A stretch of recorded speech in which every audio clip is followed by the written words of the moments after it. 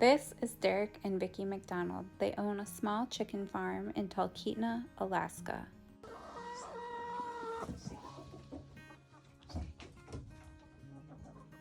Today, I sat down with them to discuss their current farm predicament and their struggles with the USDA grant. Butchering off all of our older layers this year, which is about 90 of them. We've got right around 80 chickens right now, and we're probably going to be downsizing that a bit more so we can make it through the winter.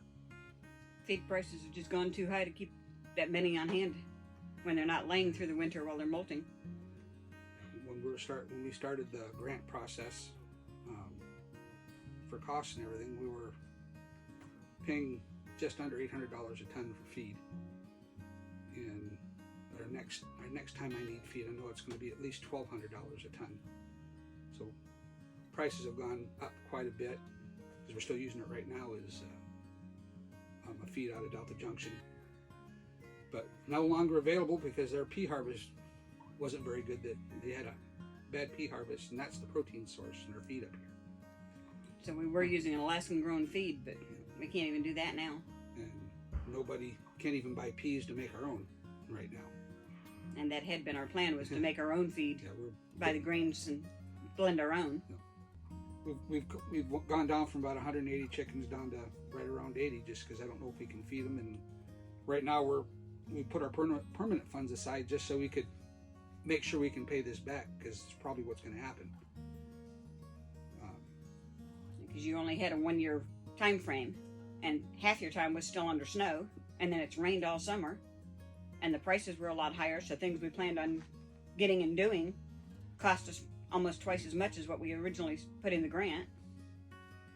But what we've planned to do is just send the money back, and we got the incubator we're calling down, and we're going to reassess in the spring on hatching. We're going to hatch, but we don't know how big of a hatch we're going to do, because we don't know where things are going right now. Don't know how many we'll be able to keep feeding.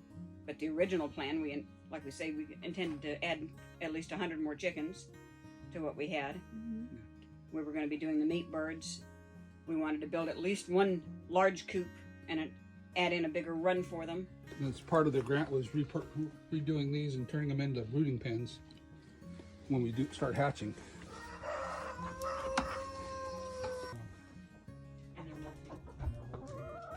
I mean, there's a lot of us use straw as bedding and stuff in the pens and all, and that's almost impossible to get right now.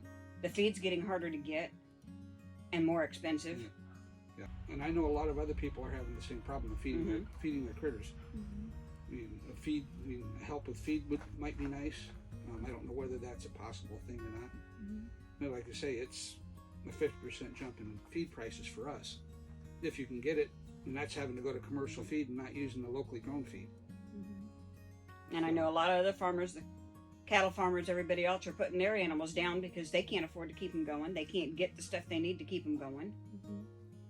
And I mean, Alaska's at the end of the supply chain, so our prices are higher than they are everywhere else. I just have no faith in being able to feed 300 birds and you might be able to break even, but we're not going to be able to do anything else. And if we're putting all of our time into just breaking even, how do you keep going? Yeah. And muddy, which is what the straw is for, where we can get it.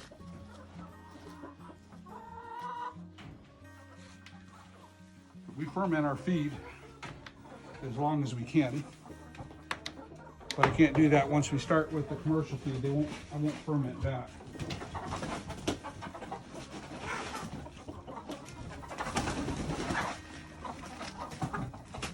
We can help with the feed costs, and it gives them a little more variety in their diet, since we're not able to free range them with all the predators. And they enjoy getting their snacks every day. Yeah.